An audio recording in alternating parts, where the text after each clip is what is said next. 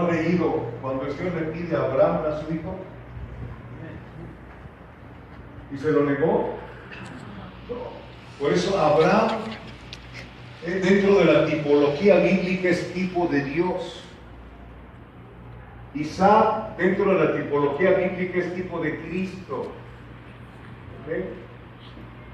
Y cuando se lo lleva al monte Moria, ¿qué apareció ahí? Un cordero.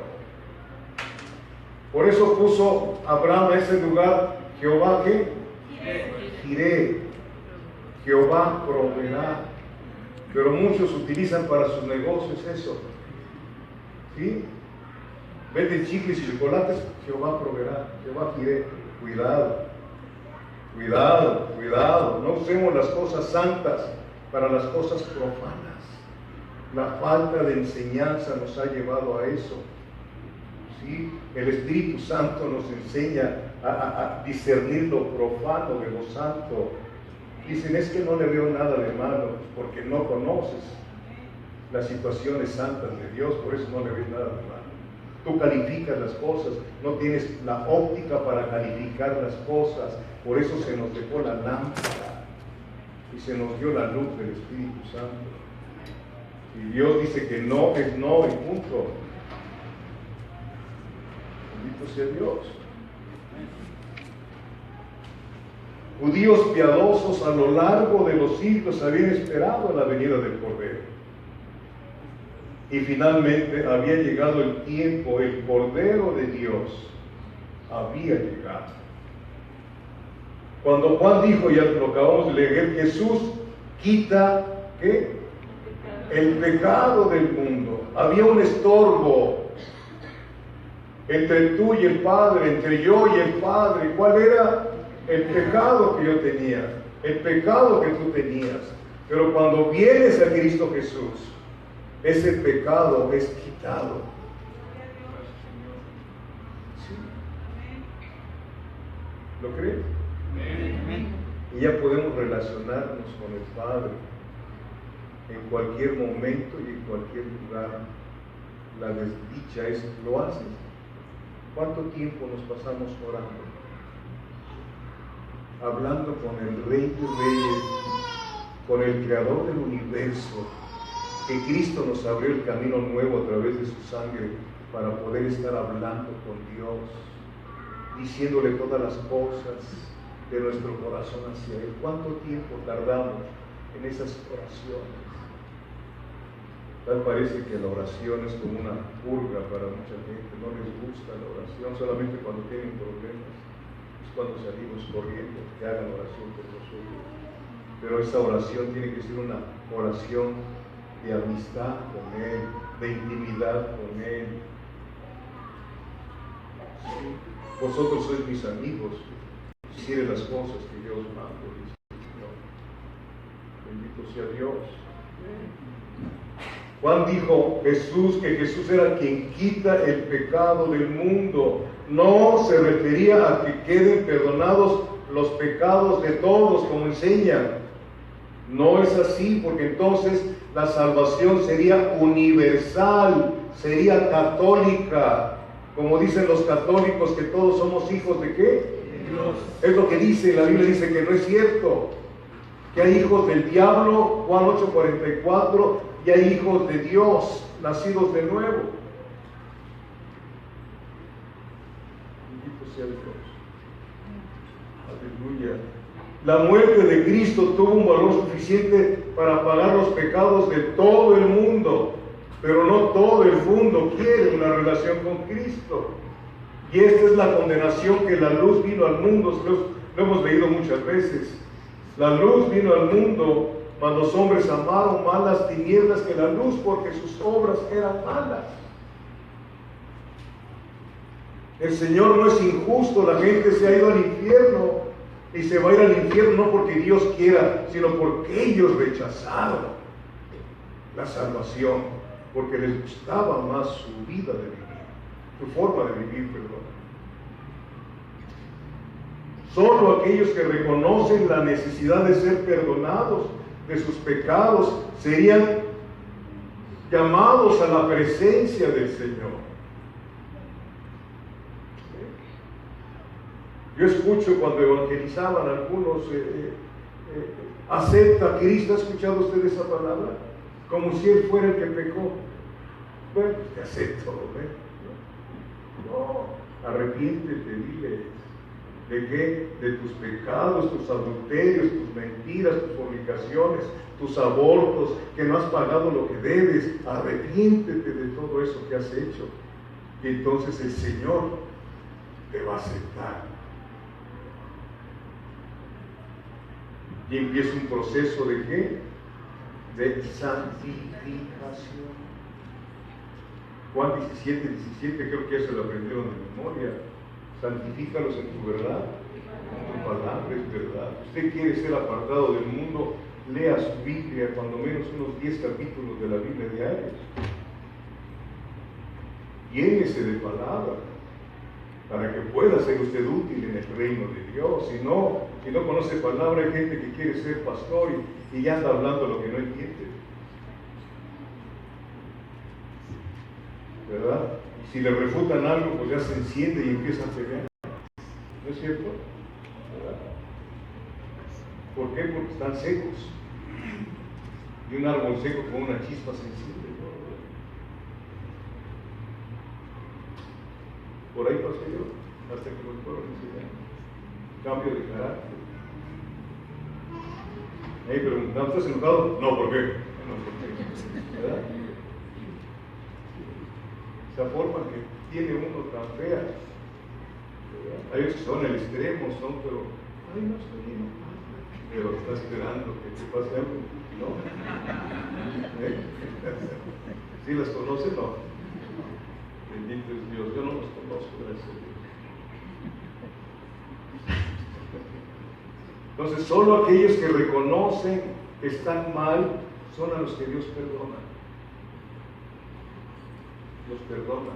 Dios es un Dios perdonador. Si no fuera Dios así, ¿qué sería de nosotros? ¿Usted cree? Yo digo, no está en la Biblia, ni voy a volver atrás, ¿no? En ese aspecto. Pero usted cree que Judas Iscariote, en lugar de ir a los sacerdotes, se hubiera ido a la cruz. ¿Usted cree que Dios no lo hubiera perdonado? Conociendo a Dios. Pero fue a los sacerdotes. ¿Cuántos siguen yendo a los sacerdotes? Y ahora, si María tuviera intervención, ¿por qué no fue a María? María estaba ahí en la cruz también. Pero en fin, si usted analiza con el Espíritu Santo las cosas, solamente hay un intercesor entre Dios y los hombres, Jesucristo hombre. No hay nadie más.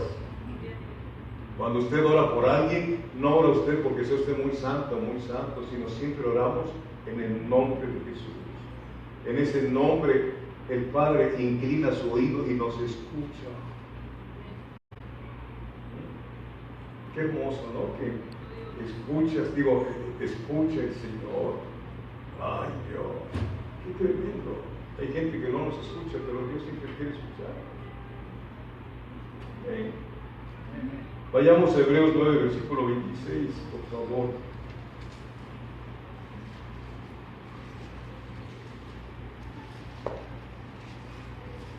Hebreos capítulo 9, versículo 26 dice: de otra manera le hubiera sido necesario padecer muchas veces desde el principio del mundo, pero ahora en la consumación, o sea, en los últimos años, en los últimos siglos, se presentó una vez para siempre por el sacrificio de sí mismo para quitar. ¿Qué dijo Juan el Bautista? Este es el Cordero de Dios que quita el pecado. El pecado. Aleluya, bendito sea Dios. ¿Y a quién se nos quitó ese pecado? Hechos 13:48. Gocémonos y alegrémonos.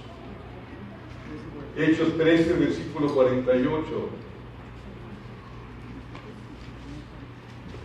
¿Ya lo tiene usted?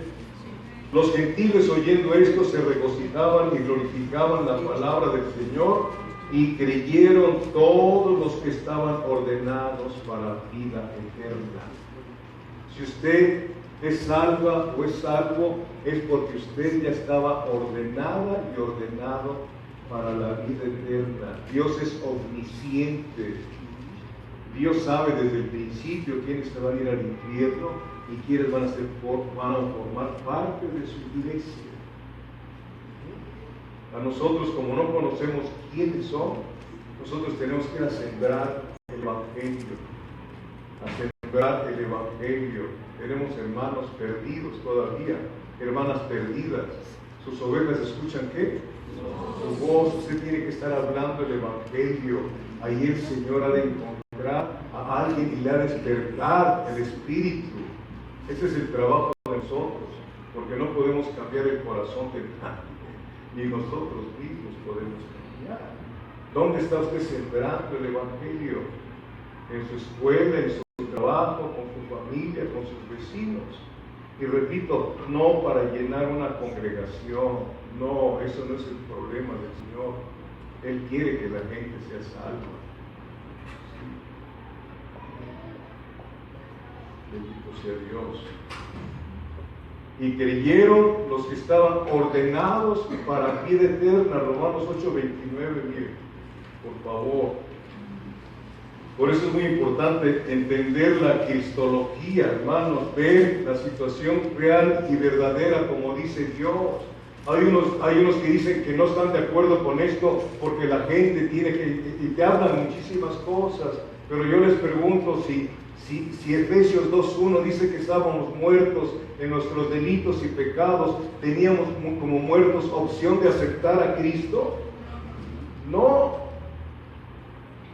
Tenía que venir el Espíritu de Dios a soplar vida en nuestro espíritu para poder creer en Dios. Y el creer implica obedecer. Porque creer, pues los demonios tiemblan, dice Santiago. Los demonios creen y tiemblan al oír el nombre de Jesucristo. Creen, pero para perdición. ¿Sí? Romanos 8:29, ¿qué dice? Porque a los que antes conoció, ¿cuándo te conoció? ¿Cuándo? Si sigues leyendo la Biblia, llegas a un momento donde te dice el profeta, con amor eterno, te he amado, por lo cual te soporté con misericordia. A ver, Paulina, tú estás por ser mamá. ¿Sí conoces a tu bebé? No lo conoces. No lo conoces, pero lo amas desde antes de que nazca. Así como nazca. ¿Verdad? Lo vas a amar. Y ahí viene, lo amas. ¿O no es así? ¿Y si se parece a Felipe? Dios nos deja esto establecido. Él te conoció desde antes que entraras en el vientre de tu madre. ¡Qué tremendo es esto! Pero esto yo no te lo puedo revelar. Eso Dios me lo dio a mí y yo te lo digo porque aquí está escrito. Que naciste chaparrita, ¿qué tiene? Y andas buscando tacones. Sobre no te aceptas a ti misma. Que naciste alto, es que traigo una nube, no. Que naciste para engordar, no te preocupes, pero deja de comer un poco, ¿no? O sea, necesitas aceptarte a ti así como te hizo Dios. Y eso no lo puedes hacer hasta que vienes a Cristo. Gente dice, es que nadie me ama. Yo los dije el viernes, 38 personas se han suicidado en 6 meses aquí en esta ciudad. Aquí hay un espíritu de suicidio. Le hicieron una estatua a un poeta. Se lo digo con autoridad espiritual. ¿Cómo se llama ese poeta? ¿Sí? Y aquí hay un espíritu de suicidio. La gente se suicida. Esto es algo espiritual. Solamente cuando vienes a Cristo te das cuenta de cosas que antes no te dabas cuenta. De jugar la lotería, eso es adivinación. Jugar al ráscale, ¿todavía hay ráscale? ¿Sí? No te muestra. Porque había ahí un ráscale. Yo me encontré a un pastor ahí. Ay, dije, ¿por qué no le rascas aquí? Dice, eres insoportable y no reta tu sierva. Me da pena. Entiendes cosas que antes no entendías. Entiendes la maldición que traes de los antepasados, de la primera, segunda, tercera y cuarta generación. Todo tiene un porqué. Entiendes que tienes que renunciar a tus pactos inconscientes y conscientes con Satanás. Porque has hecho pactos. Cuando fuiste y te leyeron ahí, o fuiste a hacerte una limpia, ¿no? ¿Nunca conoces una limpia? ¿No? Se te cae todo. Fuiste a hacerte una limpia. Aquí hay una persona que limpia con la Biblia, pues si quieres tu dirección. De veras, amor. Personas que dicen que son cristianas y todavía usan el huevo para pasárselos a sus hijos cuando están empachados o no sé qué. ¿Qué es lo que pasa? Mi pueblo se perdió, ¿por qué? Por eso. Por eso. Primero dice el profeta Isaías, mi pueblo fue llevado cautivo porque no tuvo conocimiento. Y Oseas 4:6 dice, mi pueblo se perdió porque no tuvo conocimiento. ¿Por qué? Porque lo rechazó el conocimiento. Y luego dice a los sacerdotes, a los papás, y yo me olvidaré de tus hijos, porque no ejerces el sacerdocio con tus padres. Tus hijos crecen olvidados de ti, no seas así. Luego pides oración para que cambien, pero ¿por qué no lo hiciste tú al principio? Platicaba yo con mi esposa, conocemos a unos pastores de hace tiempo que estaban hace 18 años, 17 años, tenían a sus hijos pequeñitos y estaban supuestamente llamados al pastorado y los hijitos están perdidos. ¿Qué pasó? ¿Qué dice 1 Timoteo 3? Que tenga a sus hijos en sujeción. Por eso dicen que los hijos de los pastores son los peores, ¿no? Los hijos de evangelistas turistas, pues hay algo que oculta. Pero los hijos de los pastores deben de estar no en la tónica, sino tienen que ser dirigidos por el Espíritu Santo a través de sus padres, como ejemplo. Como ejemplo, si tus hijos no quieren nada, pues allá ellos, pero tú les estuviste reconviniendo. ¿Qué pasó con los hijos de aquel sumo sacerdote? ¿Cómo se llamó? Elí. Nunca les llamó la atención, era muy cómodo. Nunca les dijo, hijitos, no hagan, por favor. ¿Sabe usted cuál era la obligación de ese sumo sacerdote? Al saber que sus hijos se acostaban con las mujeres en el atrio del templo, ¿hasta dónde llegaba? Aquí ha habido fornicación, aquí, no aquí, digo, de las personas que viven aquí. ¿Cómo es posible? Pero es posible. Ahí en los atrios del templo, ahí se iba a acostar y hacían sexo. Y el padre lo sabía, y el pueblo también. Pero nunca hizo lo que tenía que hacer, establecido por la ley, llamar a sus hijos y traer a los ancianos del pueblo y que los mataran a pedradas. Eso era lo establecido por Dios. Y tal vez sus hijos se hubieran salvado. Porque no puede haber doble castigo con Dios.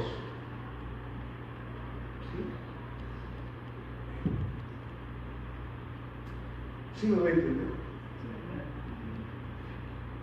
Hay mucho que hablar, pero Dios, regresando, mira Filipenses 4:3, que dice: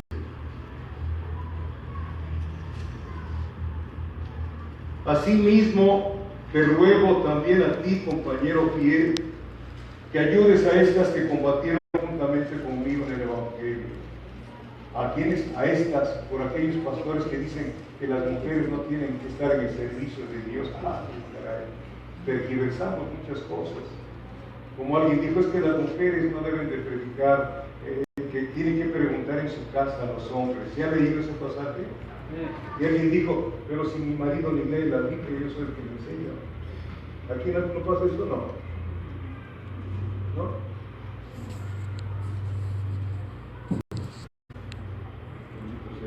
Fíjense bien lo que dice combatieron juntamente conmigo en el Evangelio, con Clemente también, aquí va, y los demás colaboradores míos cuyos nombres están en el libro de la vida. Aleluya. Les digo, no para que me aplaudan, sino todos los días le pido a Dios por sus nombres. Digo, Señor, que sus nombres estén escritos en el libro de la vida. Que hagas misericordia, Señor. Que hagas piedad, Señor. Así que esté mío, de mi esposa, de mis hijos, de mi nuera, de mis nietas, Señor. Que sus nombres, nuestros nombres estén escritos en el libro de la vida. Regresando al bautismo de nuestro Señor Jesucristo, después de su bautismo y la llenura del Espíritu Santo, el Señor inicia su labor mesiánica. ¿Cómo le inicia? Vamos a Hechos 10:38. ¿Cómo le inicia su labor?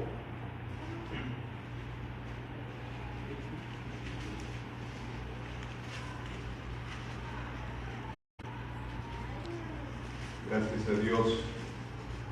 Hechos 10:38 dice, como Dios ungió con el Espíritu Santo, ¿cuándo lo ungió? ¿Cuándo lo ungió? Eso. No contestaron los demás. En el bautismo, ahí fue ungido el Señor. ¿Qué nos dice? Todos los milagros de Jesús no fueron por su personalidad como Dios, sino a través del Espíritu Santo. ¿Queda claro? Porque si no, Satanás hubiera brincado. Todos los milagros de Jesús fueron hechos por el Espíritu de Dios. Como Dios ungió con el Espíritu Santo y con poder a Jesús de Nazaret, y como éste anduvo haciendo ¿qué? Bienes y sanando a todos los oprimidos. ¿Por quién? Por el diablo, porque Dios estaba con él, o sea, con Cristo. Eso fue lo que aconteció. ¿En dónde? En el bautizo del Espíritu Santo. Él inicia su labor mesiánica, el inicio de su tarea. ¿Y cómo comienza su tarea? En el desierto. ¿Cómo fue? En su confrontación con Satanás, la tentación. Antes de entrar al ministerio, vino Satanás a tentar al Señor Jesucristo. Cuando tú empiezas a caminar en la senda del Señor, es cuando Satanás te sale al encuentro para tentarte, para meterte el pie. Antes no, porque estabas debajo de su potestad. Antes hacías cosas terribles y Él te aplaudía. Pero en el momento que eres trasladado del reino de las tinieblas al reino de Cristo, Él se te viene encima de muchas maneras. Es muy sutil. Siempre te va a querer quitar el tiempo con Dios. Siempre, siempre. A propósito del tiempo, el tiempo no existía, el tiempo fue creado por Dios también. ¿Me explico? El tiempo fue creado por Dios, todo era eternidad. Y viene una eternidad futura que si somos hijos, vamos a vivir esa eternidad futura con el Señor, donde no habrá más llanto, ni más tristeza, ni más dolor, ni más gasolinazo, ni nada de otras cosas. Allá vamos a estar con el Señor adorándolo, trabajando, porque el Señor es un Dios que trabaja. Si lo han leído en el Evangelio, hasta ahora mi Padre trabaja, dijo Jesús, y yo también. El cielo no es para las aves. Hay muchos que se ir porque les ponen ahí a los angelitos, ahí en las nubes. No es cierto, es una mentira. ¿Sí los han visto a los angelitos en las nubes ahí? Y con alas. Bendito sea Dios. Y eso lo habla Mateo 4 del 1 al 11, si quieren tomar nota, Marcos 1 del 12 al 13 y Lucas del capítulo 4 del 1 al 13. Ahí nos habla el Señor de la tentación. Y quiero poner entre paréntesis que esa tentación, ahí no estuvo ningún apóstol. Fue Cristo quien les platicó a sus apóstoles de qué forma había sido tentado. Imagínense al Señor sentado platicando con sus apóstoles de qué manera había sido tentado por Satanás. Por eso aparece en los evangelios, porque Él se los platicó.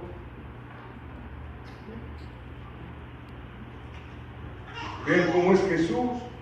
A veces nos preguntan algo y oye, fíjate que no puedes decir esto, pues pasó así. A veces somos bien cortos, pero el Señor es muy atento para platicar sus cosas. Vamos a leer Marcos 1, por favor, ayúdenme. Marcos capítulo 1, versículos 12 y 13. Porque si no nos tardaríamos un poco más de tiempo. Mejor dice versículos 12 y 13. Y luego el Espíritu le impulsó al desierto. Y estuvo allí en el desierto 40 días y era tentado por Satanás. Estaba con las fieras y los ángeles que le servían. El Espíritu Santo lo impulsó al desierto, donde fue tentado por Satanás. Antes tú no habías sido tentado, tú eras un tentador, tú eras una tentadora. Ay, no, cómo no, ve cómo vestías, ve cómo hacías con tus amistades, vamos a la fiesta, no, vamos, yo le pido permiso a tu mamá, igualmente con los hombres. Tentábamos nosotros a las personas, pero cuando vienes a Cristo Jesús, sí, es cuando empieza la tentación hacia nuestra vida.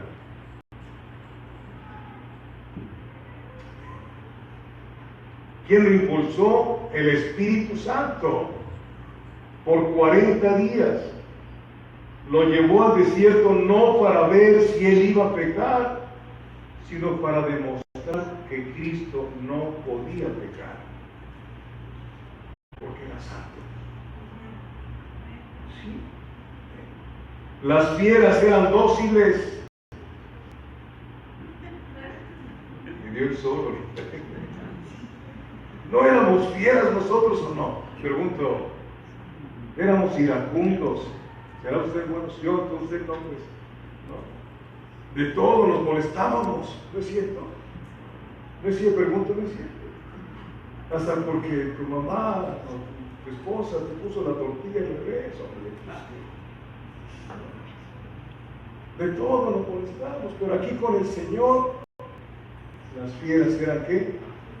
Dóciles. Esposa, ya sabes cómo orar por tu esposo. Dóciles. El Señor donde está nos trae mansedumbre a nuestra vida. No tergiversemos la mansedumbre. La mansedumbre no es que andes así, ay, mira qué humilde. No.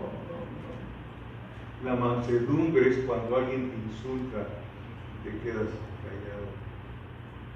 Es cuando se ve la gloria de Dios a través de ti. Porque el Espíritu Santo te ministra a ese hombre, está como Dios tú un día y sientes compasión por esa persona. Bendito Dios. Amén. Los ángeles le sirvieron, dice Mateo 4:11. Mire, vaya conmigo a Mateo 4:11, así rápido, por favor. El diablo entonces le dejó y he aquí vinieron ángeles y le servían. Habían pasado 40 días el Señor sin comer. Lucas 4, versículo 2. ¿Por qué pasó tanto por ti, por mí? La idea, amado hermano, no es que veas que el Señor no pecó, no es que veas que el Señor no comió por 40 días, sino que veas que todo eso lo hizo con una razón, para que tú te salvaras de pecado. Para eso está escrito. No para que sepas muchas cosas, sino para que entiendas todo lo que pasó Cristo por ti. ¿Qué necesidad de ser tentado por Satanás? Bendito sea Dios. Lucas 4, versículo 2. Por 40 días era tentado por el diablo y no comió nada en aquellos días, pasados los cuales tuvo hambre. ¿Hay algunos aquí que ayunan? Hermano, las pruebas son inevitables para el creyente, no las puedes evitar. No las puedes evitar. Son necesarias. Cuanto más cerca seguimos al Señor, más intensas van a ser. Acércate más al Señor y vas a ver la oposición de Satanás. Pero no temas ni desmayes porque eres tu Dios. Es muy fácil como cantan que Satanás está bajo de mis pies y brinca y lo pisotea, entre comillas. Qué risa tiene Satanás con esas personas. De veras, de veras. Entre más te acerques al Señor, más lucha vas a tener con Satanás. ¿A cuántos hijos te ha quitado por no meterte bien con el Señor?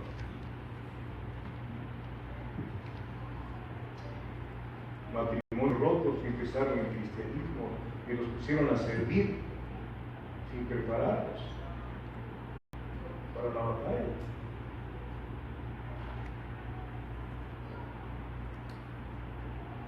Satanás no malgasta su tiempo con los cristianos de nombre. No te toma en cuenta, no te deja, porque sabe que andas mal y se mete contigo. Pero métete con el Señor, entonces tus luchas van a ser intensas, pero se va a fortalecer tu fe en Cristo Jesús.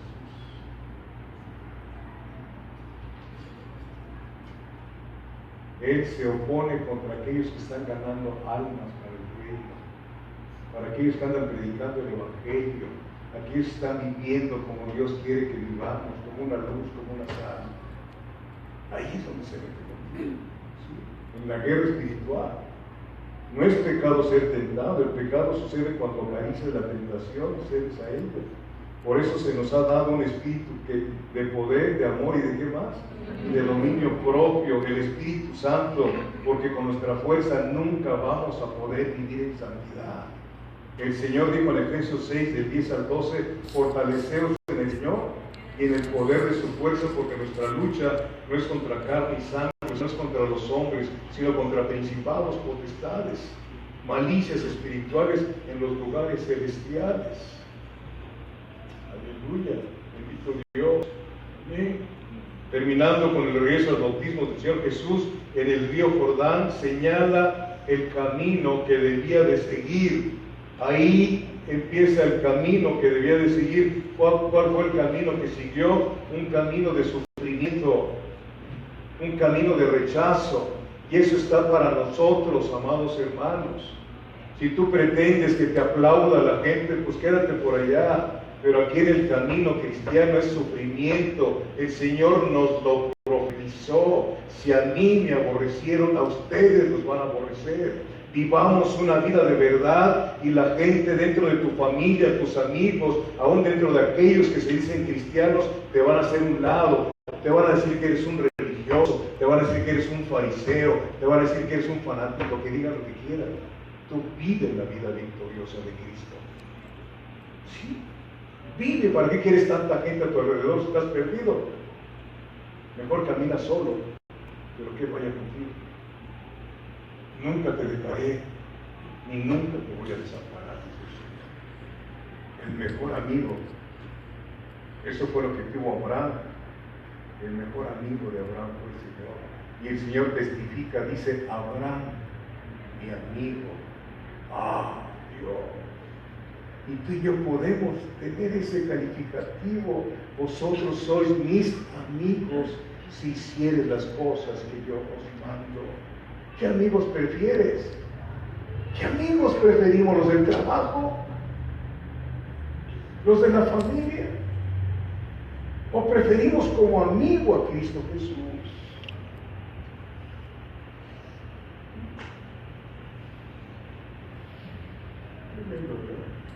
Eso se los dejo a ustedes en su oído. Y no lo estoy inventando yo, lo dice la palabra. ¿Sí? Su rechazo, se expuso a la muerte en la cruz, hermano, se expuso a la ira de Dios. Lo leíamos la hermana Elías en 56 y 53, creo. ¿Sí? Se expuso a la ira de Dios. ¿Quién fue el que mandó que fuera dado los latigazos? Fue el Padre.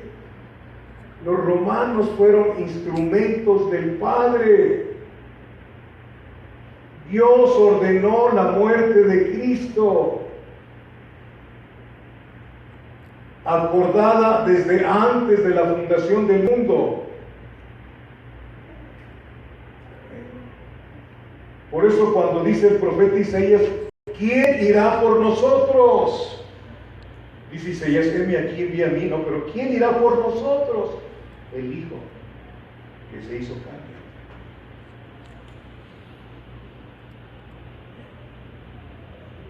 Faltaba otro bautismo, el último bautismo al que tuvo que someterse, Lucas 12:50, y con esto termino.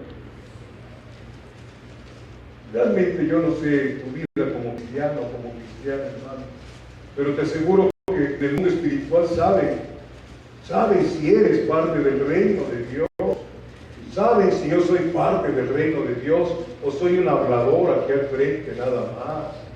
Ahí sí saben si somos o no somos. Ahí no podemos engañar a la gente en el mundo espiritual que nos están viendo constantemente. Lucas, ¿qué les dije? 12, versículo 50. De un bautismo tengo que ser bautizado, y cómo me angustio hasta que se cumpla. Esa expresión, y cómo me angustio. Él quería llegar a la cruz del Calvario porque sabía que ahí iba a haber algo especial. Iba a redimir a sus hermanos en Cristo Jesús. Por el gozo puesto delante de él, sufrió el menosprecio. Aleluya. Sufrió el menosprecio y fue a la cruz con gozo. Nosotros, ¿cómo estamos en ese aspecto? Cuando pasamos una prueba por amar a Cristo, la pasamos con gozo. Gracias, Señor, por permitirme pasar un poquito de sufrimiento por ti, Señor. Ya me abandonaron mi familia, ya me siento muy sola, muy solo, pero Él está contigo. Qué importante es la cristología, y más en estos tiempos. Más en estos tiempos que se hablan muchas fábulas en las congregaciones. Y tú puedes, y la prosperidad, y Dios te va a dar, y hay más corriendo. Te esfuerzas por todo lo que se va a quedar, y no te esfuerzas por seguir al Señor sus pisadas. ¿A quién le ponemos más ímpetu? ¿A quién? Califícate nada más. Te puedes calificar. ¿Quién es más importante para ti? ¿Quién es más importante para ti? Tú te puedes calificar. ¿No es cierto? Tú sabes cómo está tu relación con Él. ¿Cómo te llevas con Él? Estudia la palabra todos los días, oras todos los días, hablas a la gente todos los días de aquel que estás enamorado o enamorada.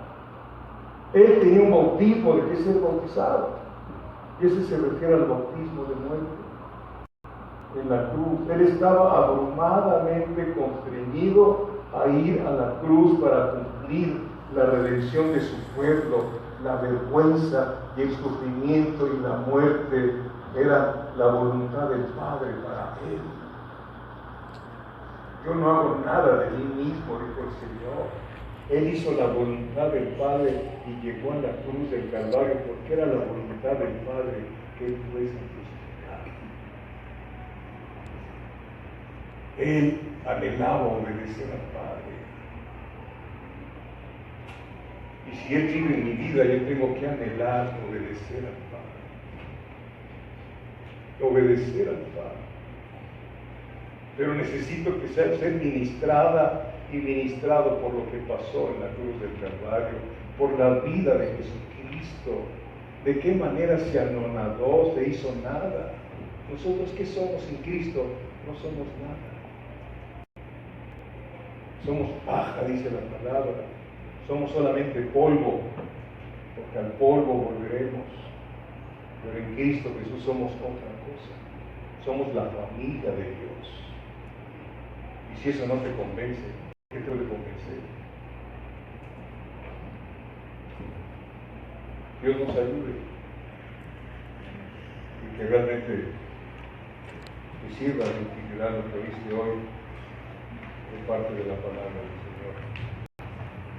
Que realmente, si no estás viviendo como Él quiere, que tengas misericordia de ti mismo y de ti mismo. De veras, Colosenses 3 dice que tenemos que tener los ojos puestos, la mira en las cosas de arriba y no las terrenales. ¿Dónde está puesta tu mira? ¿En tus propios planes? ¿O estás permitiendo que Dios te sumerja en sus planes eternos? Creo que les he dicho hace mucho tiempo, yo quería ser el mejor investigador político, ¿sí? Donde trabajé la policía política del país. Quería ser el mejor investigador y cómo me esforzaba yo. Y gané dinero porque me gustaba la investigación. Trabajé con Vista y con otros grupos de Monterrey y de la Ciudad de México. Pero cuando salió a mi encuentro el Señor, ya no pude hacer nada. Ya no pude hacer nada. Pero os he dicho, yo me quería vivir en Ensenada, mi mujer a Morelia, y él nos trajo a Saltillo. Se lo dijo el Señor a Pedro, antes ibas por donde querías, pero ahora llegará alguien que te va a sujetar y te va a llevar por los caminos donde no te vas a extraviar. ¿Por dónde estás caminando? Si el Espíritu Santo es el que nos guía a todas las cosas, ¿en dónde estás caminando? Entre tus pies ahorita. ¿Sí? Qué hermosos son los pies de aquellos que predican el Evangelio. ¿Sí? Así tengas callos y juanetes, si predicas el Evangelio tienes unos pies bien hermosos a los ojos de Dios. Tú tienes que prepararte para estar delante de Dios día tras día. ¿Sí? Día tras día, aquí estoy, Señor, aquí estoy. Y Él te va a decir lo que tienes que hacer. Y te va a poner a estudiarlo para que le conozcas más. Y tu vida la rindas a sus pies. Repito, tu vida sin Cristo no sirve para nada. Pero tu vida en Cristo es algo maravilloso para otras gentes. Cristo en vosotros, la esperanza de gloria. Donde tú caminas llevas esperanza, llevas vida a la gente que está perdida.